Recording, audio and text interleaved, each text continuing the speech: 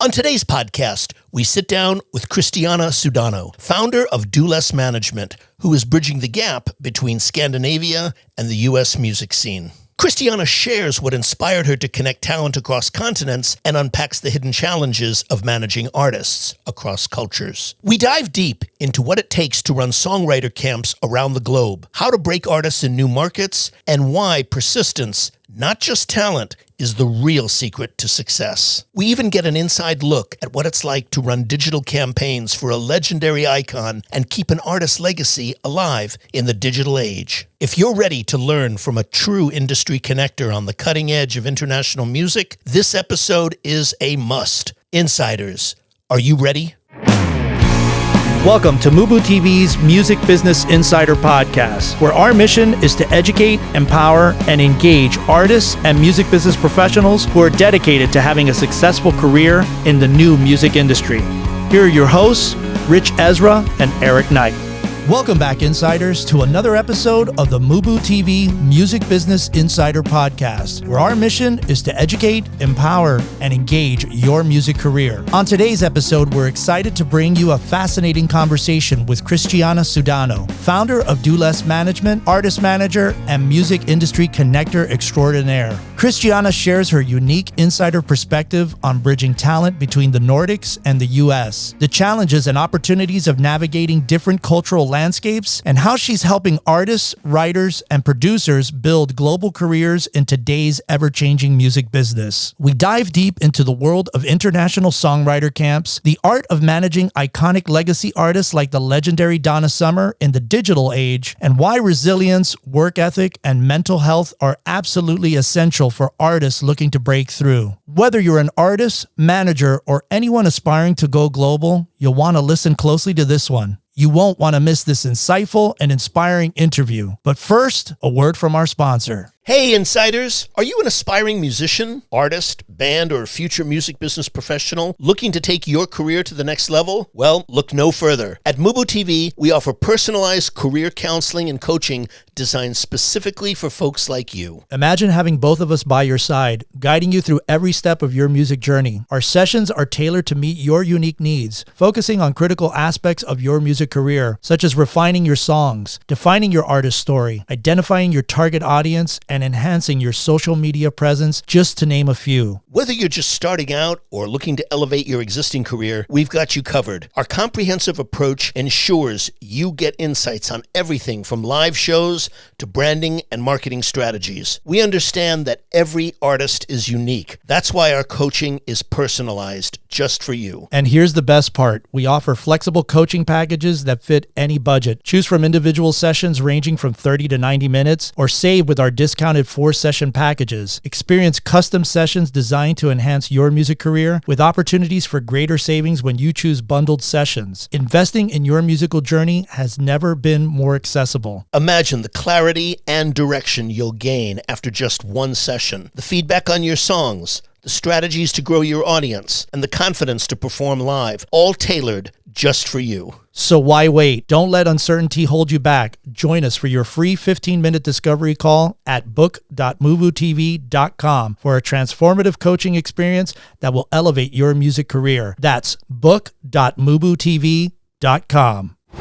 Hi, this is Ashanti Abdullah, the founder and CEO of Turnwell, and you're listening to the MUBUTV Music Business Insider Podcast. Welcome back, Insiders. Today's featured guest is Christiana Sudano, founder of Sora Management, artist manager, and music industry connector extraordinaire. This was a very, very interesting conversation, Eric, on a topic that I think we are going to be exploring a lot more of, which is the whole element of how she is connected beyond just the American music scene. She is connected in bringing cultures together from overseas. And, you know, if you've been a listener to this program of ours for the last year, you've known how we are speaking consistently about the greatest growth in the music industry is going to come from the international territories. That's why I thought this was such an important conversation, because she's bridging that gap between the two. And one of the things I thought was so important, is that whole cross-border collaboration, facilitating collaborations between Nordic and American writers and producers, opening doors for both groups. She talked about the songwriting camps and a lot of interesting information within in that too, I thought, in the fact that it wasn't necessarily, the results of, what you got done, that's important,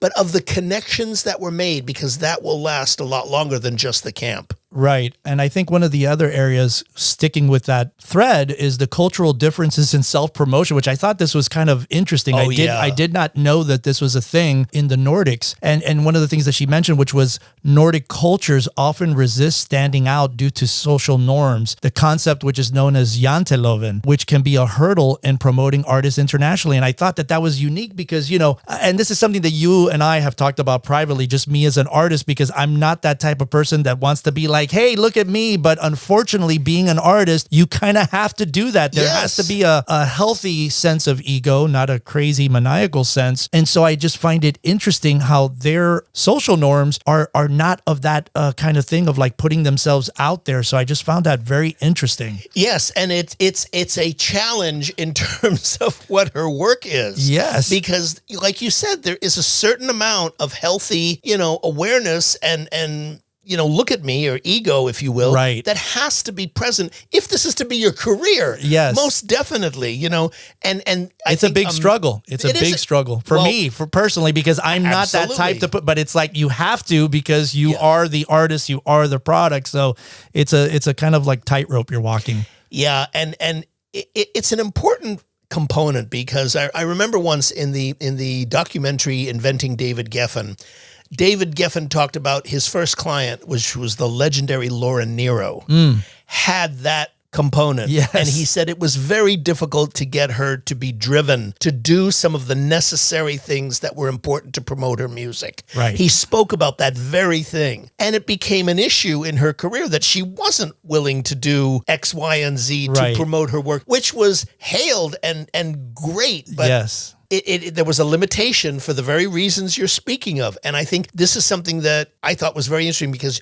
normally we assume that, of course, everybody's willing to do that. And they're not. Right. They're I've not. learned to be more open in doing that just because of the nature of the thing. And also because I've been a frontman in a lot of bands. So you're kind of automatically the de facto spokesperson for the project. So you kind of have to do it. But now going back to the solo thing, it is kind of just strange for me to kind of get back into that mindset of like promoting yourself, because I do feel like there is that fine line of, again, there has to be a healthy sense of ego to do this kind of thing. Again, not being a narcissist or anything of that nature, but there is a healthy side to doing it. So there's a balance there. So I just found it very interesting. Absolutely. And she talks about so many other aspects that I think you're really, really going to enjoy. And with that, insiders, sit back, relax, and enjoy our featured conversation with Christiana Sudano.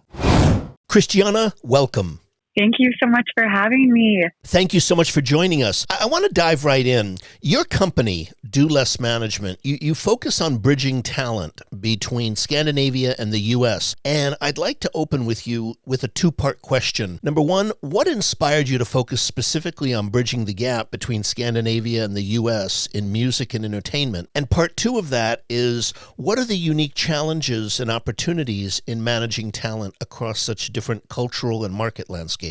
Wow, both of those are such good questions. Well, I initially got started working in the Nordics. I guess I should broaden this to the Nordics now that I work a lot in Iceland. But I initially got started working there after I left Universal, and I just wanted to travel. I never really had the opportunity to travel before.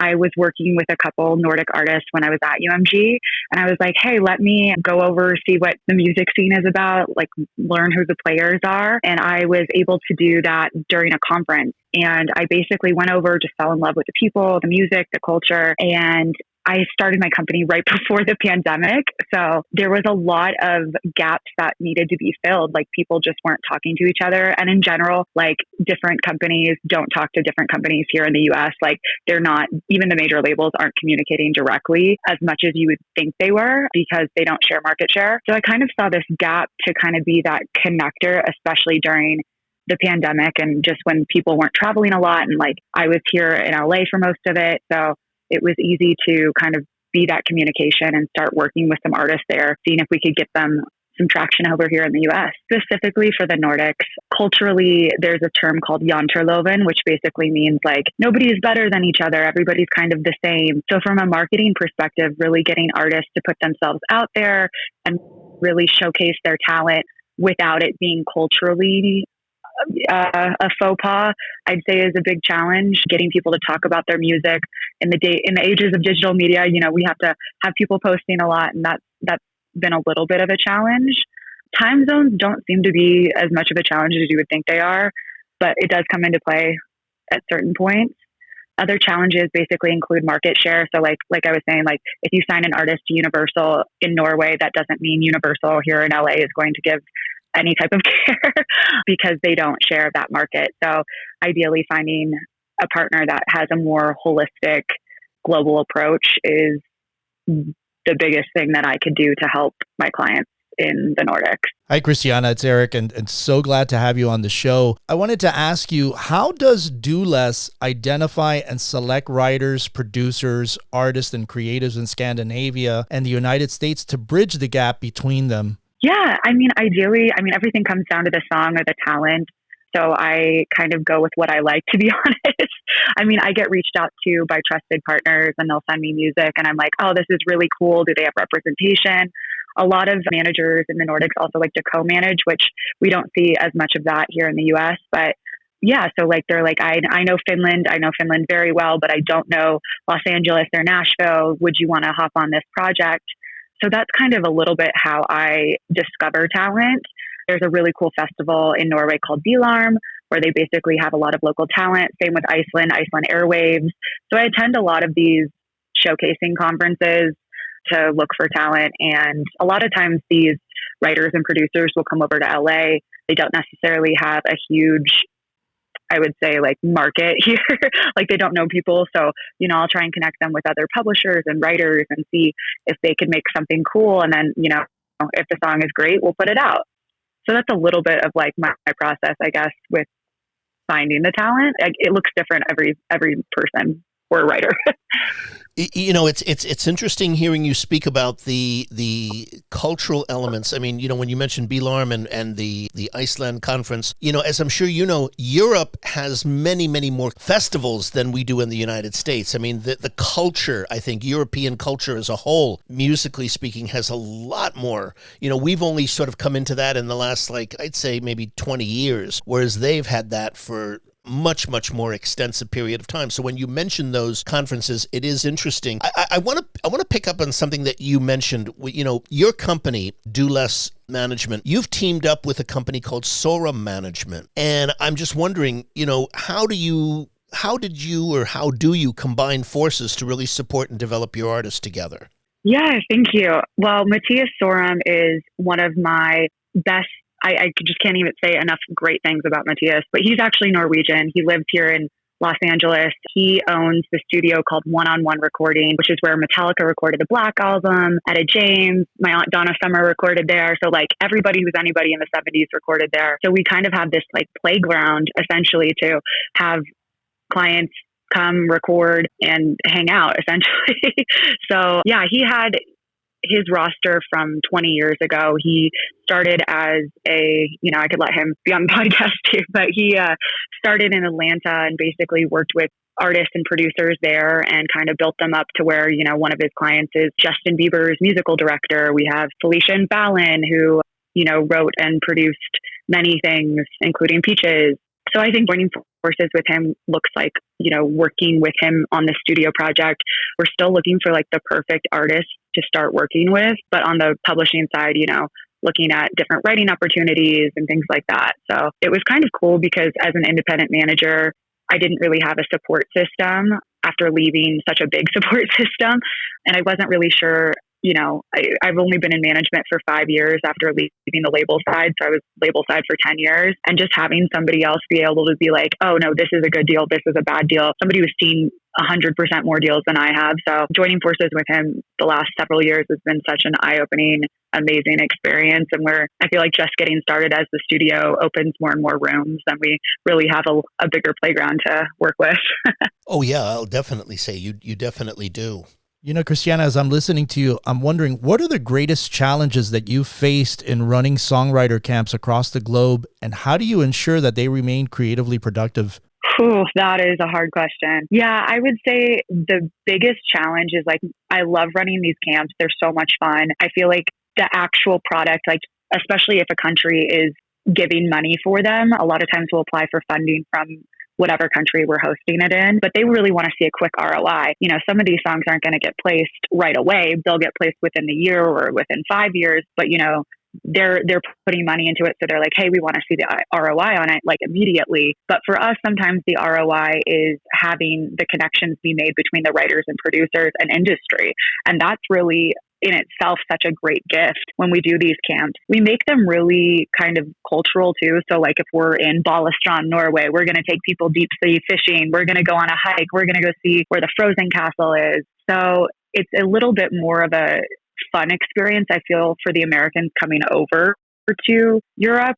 I mean, these camps could be done and like copy pasted. Like we have plans for like Moritz, and we have plans for Austria, and we have plans for more in Norway. So it's just hard to make sure that like everybody who's putting into it feels like they're getting something back. I'd say is a big challenge. Also with the networks, like we usually will try and fly over somebody from one of the networks or a supervisor so that, you know, people aren't just writing to brief, but they're actually able to write to the scene of the movie. And then we're bouncing it back to LA. The editors are editing the music in. So we hope that, you know, that actually helps move the director closer to choosing our music for placement, but it's not always the case, even if you have all of that kind of coming together. So that's always a challenge. Obviously, you want to get everybody on the same board, but there's always going to be somebody's friend of a friend who has the perfect song for the credits, even though we had a whole camp for it in Norway. So it's a learning process for sure. And I think in the last 5 years doing these camps, like I've learned really how to make it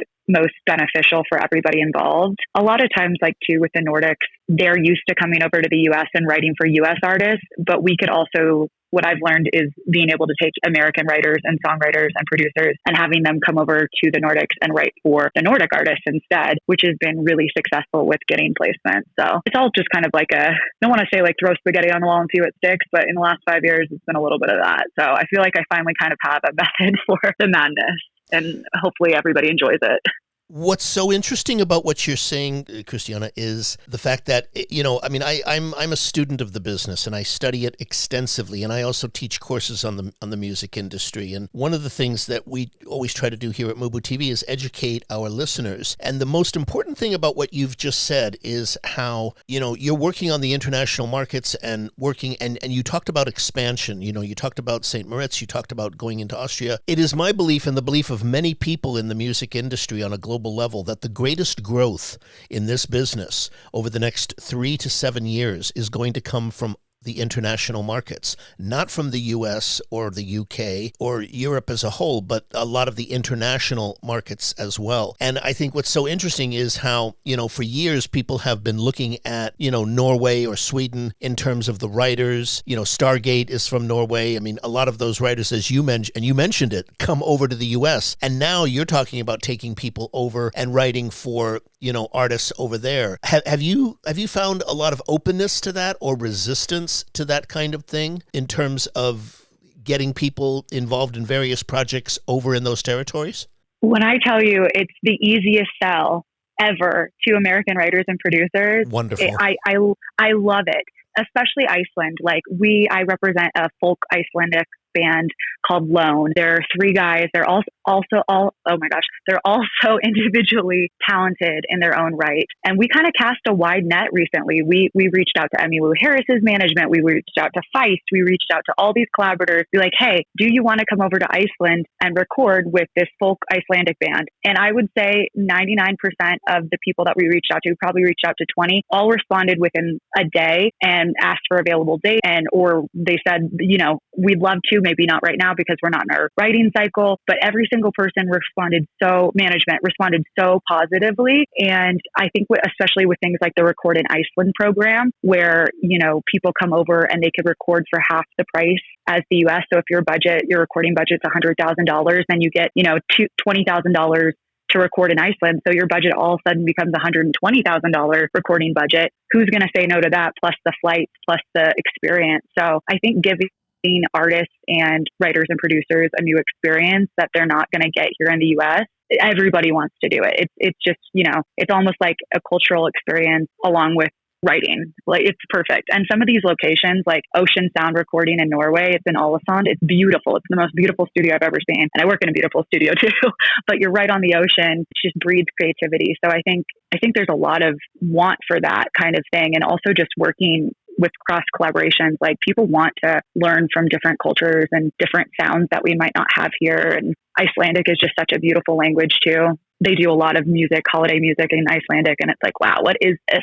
This is exactly what I want to feel like when I'm cozied up to the fire and listening to music. So I would definitely say that people are very positive to it. Hey, Insiders. We hope that you've been enjoying our featured conversation. Stay tuned because we've got so much value coming your way. But before we dive back in, a word from our sponsor. Hey, Eric, as an artist, what do you find are the most challenging aspects to a music career, especially when you're starting out? Well, I think one of the first things is just trying to get the direction of who you are as an artist, where you want to go, where you want to be. And, we've talked about it on the show a lot. Who is your target audience? Who you are? What do you stand for? What do you believe in? What do you think would resonate with an audience? And so those are some of the things that I would feel being a new artist. Obviously, what I know now is different because I know these things, but for people that are out there like our audience that don't have necessarily any direction to go would be the first things that I would start off with. And having the songs that Absolutely. incorporate those elements that you're speaking of into it. That's so important today. Yeah, and I think that's one of the reasons why we started MUBUTV and why we started this new consulting service that we're offering to all of our insiders out there, because that is another one of the big things. I mean, that is the big thing, is like having the great songs. That's what it really starts off. Our friend Don Grierson always said, it always starts with a great song. So that's probably, besides putting together what your audience and what your target audience is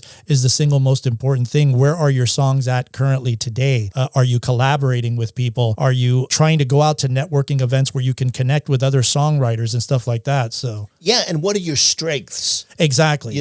Are you a strong lyric writer? Are you a strong melody writer? Are you a strong musician, a player? Right. And it's really important to get really strong clarity on those issues before proceeding. I totally agree, Rich. And, with our consulting services, we offer a myriad of different packages and we've made it super affordable for everybody. So, if you guys are interested out there in connecting with us on a coaching call, you can visit book.mubutv.com and start off with a free 15-minute discovery call. Well, yeah, absolutely. We start with an initial 15-minute call where we can get a sense of who you are, what are the issues that you specifically have, right, and want to work on. Exactly. And we can go from there. Absolutely. Yeah. And we tailor everything to your needs. It's not like a cookie cutter thing. We kind of really want to get to know who you are as an artist, where you at today, what's the snapshot of you as an artist today, and then start trying to craft something that's tailor-made for you. So again, if you're interested, visit us at book.mubutv.com for your 15-minute discovery call. Hi, this is Viv Mellish, founding partner and CMO at Gyro Group and president at Q Music, Queensland, Australia. Are you an insider? I am. Subscribe now. And I guess the residual benefit too is that the artists that are coming, vice versa too, they're expanding their horizons and their musical boundaries and stuff. So it's kind of like they're getting, a bonus on top of all of the other things that are coming with it. Yes, exactly. And I mean, everything right now, we're kind of, as Americans, we're kind of in a good place for traveling because, when I first started going over to Norway, the Norwegian kroner was double the price of our dollar. And now it's not the case right now. So we're having a good day over in Europe at the moment. So it's especially for like when you're booking studio time or something like that, and you're trying to use your budget wisely, it's actually a lot more cost effective to fly everybody over there and record in Iceland or record somewhere else, maybe if the budget isn't as big as you would want it to be. So from a marketing standpoint and a budget standpoint, it makes sense to me. Yeah, no, absolutely. Christiana, I want to go back to something that you had said in one of your answers, which was you mentioned your aunt, who was the legendary Donna Summer. And, given your experience running digital campaigns for Donna Summer, I'm curious, and I think our audience would be curious to know, what are the unique challenges and opportunities in managing the legacy of an artist who's no longer with us in the digital age? Yeah, well, it's been a great honor to be able to continue the legacy. And, I think it's really cool that we're able to keep it kind of in the family. I've loved working with Universal on this too. I know I keep mentioning them, but yeah, UME did a great job with the anniversary this year. We also were inducted into the Rock and Roll Hall of Fame a couple years ago, also won a Special Merit Award at the Grammys. So all these are kind of talking points. It was the 46th anniversary of Bad Girls yesterday. So there's all these like little hallmarks. And I think in catalog marketing, which I worked in catalog at Concord as well, and I think catalog marketing tends to sometimes feel stale. It's like, oh, another anniversary, another thing. But really trying to, from a digital perspective, figure out what people haven't heard, or maybe a story, or maybe a photograph that I found on the Dropbox of the digital archives that we could share with the fan base. My cousin Brooklyn Sudano she directed, maybe she wrote too, the Donna Summer documentary, where we shared unseen footage, unseen pictures and photographs and things like that for the fans to really be able to understand who she was as a person. It was an excellent documentary. Well. Yeah, excellent documentary. Amazing. Yeah, she did such a great job with it, her and her director collaborator. So I think things like that, where it's like, okay, now it's being shown on airplanes. I think, we did a partnership with Peloton that was really cool, where we had disco ride. And I think just being kind of creative of how to introduce the music to a new audience, as well as like maintain the memory for the existing audience. In Boston, they do a lot of roller skating events that we, could capture digitally and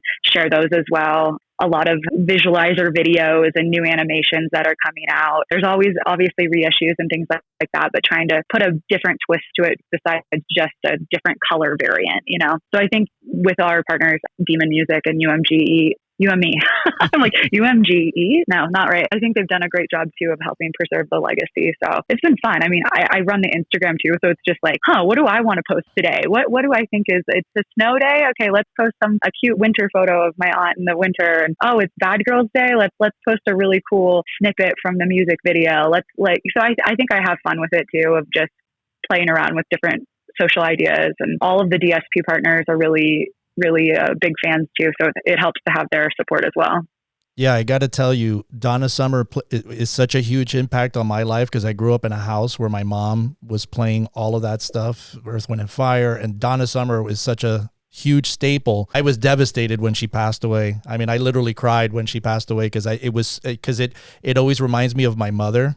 Not that my mother has passed or anything, but it's just, besides the millions of people who love Donna Summer, I just got to tell you, huge fan, and what an influence just in my life of just upbringing of music. I wanted to ask you, Christiana, what do you feel holds artists back from success in their careers? I mean, you work with tons of different artists in different areas, and I'm just curious, what do you feel that holds them back? Themselves.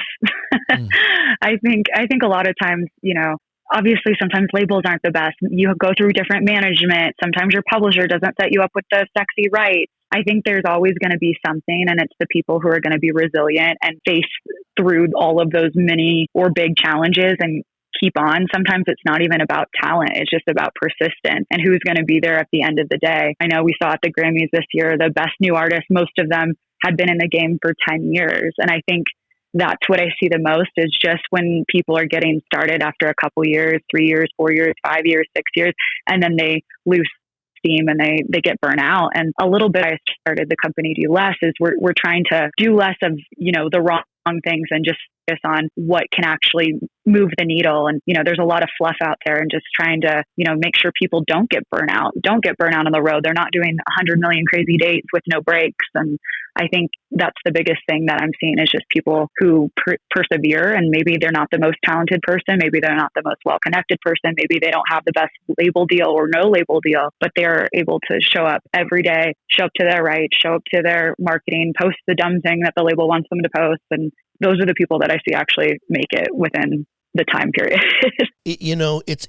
I'm sitting here listening to you, and this is so interesting hearing your answer, because one of my, and the audience knows this, one of my mantras that I always ask our guests, and I'm about to ask you it too, but you've already answered it, is what are the creative and non-creative qualities that you look for in the clients and artists that you take on? And what's fascinating about your answer that you just gave just now, Christiana, is you have spoken very eloquently about all of the non-creative elements that you notice as a manager and as somebody who's been in the business for talent. in 2025. And that is, and I'm just curious if that is a conscious decision on your part when you are taking on a client, all of those factors that you look for, because this is something that I find a lot of managers, labels, and so forth do not talk about. That, you don't say, excuse me, Bob, are you a hard worker? Are you resilient? Are you, but you do look for those things. You look for the signals. You look for the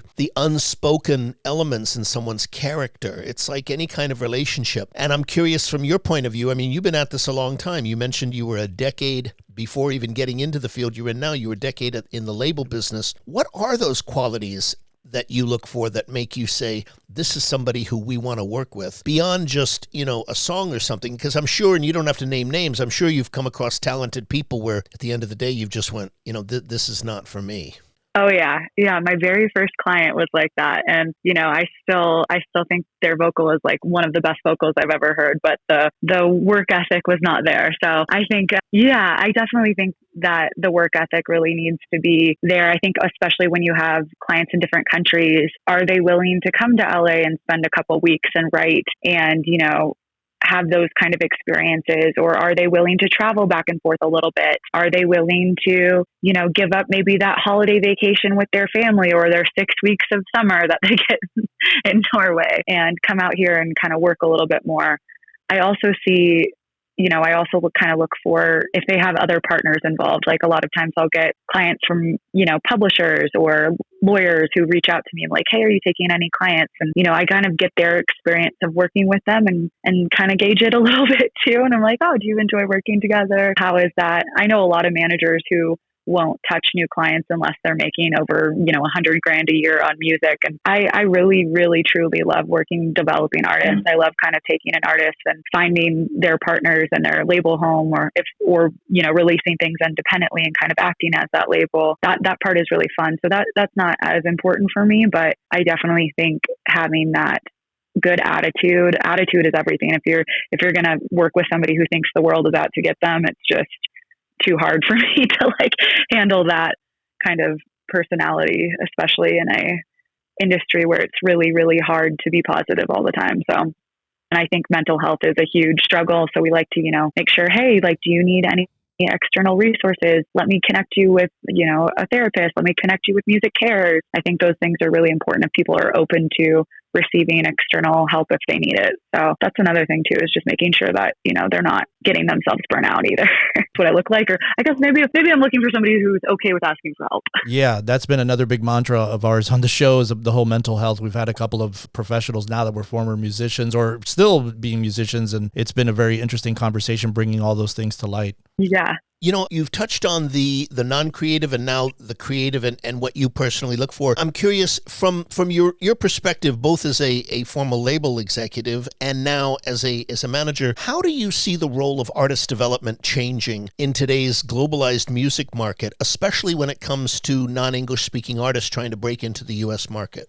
It's kind of interesting because I think, a lot of discovery for music right now is digitally based, TikTok, YouTube Shorts, Spotify, obviously. So I would say that artist development looks a little bit different because we're finding people differently. When I was in school, we were putting up college, posters of different bands around colleges and I was part of the Universal Street Team. So we were, handing out Luke Bryan coasters at all the bars on Broadway in Nashville. And it was a lot more physical marketing than we do now. And I would say that that's good and bad that we're able to, it's easier to break, I would say, a artist from a different country because it's so digital. But I think when that comes into play in touring and things like that, then it's like, okay, now we have to get a visa. Now we have to do all of these other things that, I didn't necessarily always think about. Get a good attorney and try and make it here. But I also think that I'm working with a client in Australia right now too. And I think that wherever you're at and whatever market you're at, make that your home market. Even if your music doesn't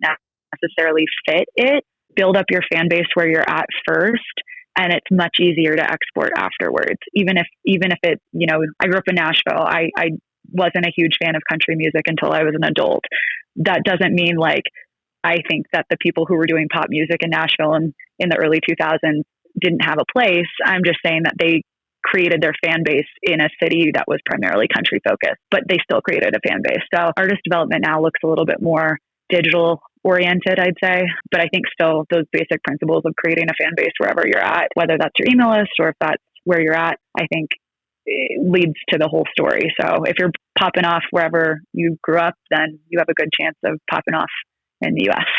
Let me ask you, Christiana, throughout your life, have there been any books or films that have really inspired you, professionally speaking, that you could share with our audience? Ooh, that's such a good question. Yes. I mean, again, like Do Less, where did the name come from? There's a book called Do Less Essentialism. And it was actually really interesting. I'm like, the author's name is Greg. I think his last name McCowan or something, I think yes, it is. Yes, thank I've you. read the book. Exactly. Yeah, it's an amazing book. Yeah. Yes.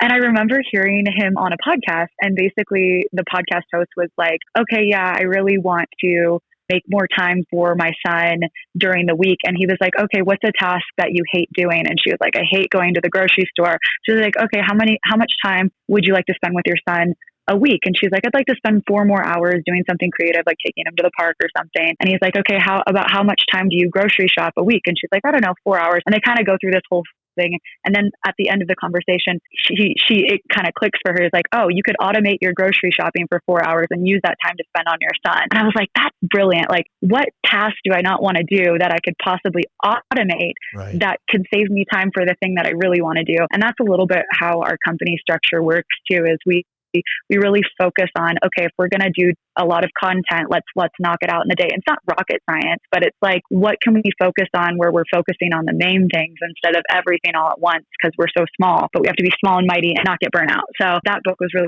influential for me, just kind of opened up my mind to a different way of working that wasn't so, 9 to 7, and this is how we're going to do things. And in the morning, we're going to have a company meeting, and then we're going to go to the studio. And it was just like, I guess I thought about time differently after reading it. So, yeah, excellent book. What is the best way for people to reach you? Is it through the website? Is it through socials, or how do you prefer? Yeah, you could go to my website, www.dolessmanagement.com. I am personally at Sora Sudano on Instagram and TikTok. My email is x@dolessmanagement.com. X because I didn't like if people thought I was a guy or a girl. So it's kind of fun when you don't know. And I sign it Chris instead of Christiana. So kind of gotten a lot more responsive that way. But feel free to email me there too. So wonderful. Christiana, we want to thank you so much for taking the time to do this. This has been a wonderful conversation in an area of management that we haven't really spoken about or had a guest on before. So thank you so much for doing it. Yeah, thank you guys so much for having me. It's so much fun. I love this podcast. I love your newsletters. I love everything about what you guys are doing. So I appreciate you guys taking the time. Such an interesting conversation. Yeah. So many things to cover here, Eric. Here's what I thought was fascinating about what we just spoke of with Christiana. It's that whole idea of, number one, collaborating, but collaborating with people from other countries. Right. Cultures, different kinds of people, and having those teams working together. When she spoke about how it was far more cost effective to fly everybody over to, Iceland, for example, and record someplace else, if the budget isn't as big as you want it to be. So from a marketing standpoint and a budget standpoint, it made sense of her to bring everyone over there rather than to bring everyone from there over here to America. So, you're getting a thing on the practical application of collaboration, what that takes. And, she spoke about the teams that are over there, how there's a management team over in the Nordic territories that she's working with. So you having 2 teams work. This is one of the great things about collaboration, I think, is that when you collaborate, you create something that neither one of you could have created alone. But the more important point in our conversation with Christiana was that you now have 2 different teams working together for the same goal of getting the artist help or getting the songs cut or getting the artist base of what you're looking for, being able to reach that. Yeah, and tagging on to your point, Rich, I also thought on the receptiveness of American creatives to working in Nordic territories. Yeah. And she kind of said, when I tell you that was the easiest sell to American writers and producers, we reached out to all these collaborators, and she said that about 99% all responded within a day and asked for available dates, giving A&R and writers and producers a new experience that they're not going to get here in the U.S. Everybody wants to do it. Imagine taking a trip down to Iceland and the Nordic territories which is so stunningly beautiful over there, and getting a chance to collaborate. And like you said, meshing those two worlds together and probably producing some unique, great songs from that. Absolutely. I mean, this goes back to, I remember when there was, in the 80s, they did a thing where they took a whole group, Diane Warren and all these major songwriters, over to Russia. Right. And did a whole, glasnost kind of thing where they were all collaborations. Desmond Child, I mean, all these people went. It was the same principle, although, back then it was all done and recorded and they put an album out. Right. But this whole thing, I think, is so important because, as I said, I believe that the greatest growth in the music industry over the next 3 to 5 years is going to come from outside the United States. And this is absolute proof that that concept is very healthy and is happening as we speak. Hey, Insiders, thanks so much for tuning into this episode. We really appreciate it. To get show notes, links, and everything that was mentioned during this interview, head on over to our official website at MUBUTV.com/podcast/show notes. If you're enjoying the content and what we're doing here on the show, please subscribe to the podcast on Apple Podcasts, Spotify, or wherever you listen to podcasts from. And don't forget to rate and review our show at iTunes. 5-star reviews are always welcome and help to ensure that our podcast stands out on the top-rated and new and noteworthy charts on iTunes and our space. You can also find us at social media at Facebook, Instagram, TikTok, and Twitter X, all ending with the handle MUBUTV, which is spelled MUBUTV. Don't forget to catch our flagship show, the MUBUTV Music Business Insider video series, airing every week on YouTube at youtube.com/MUBUTV. This show was produced and created by Rich Ezra and Eric Knight. Theme music by Disciples of Babylon, and be sure to tune in next week for another episode of the MUBUTV Music Business Insider Podcast.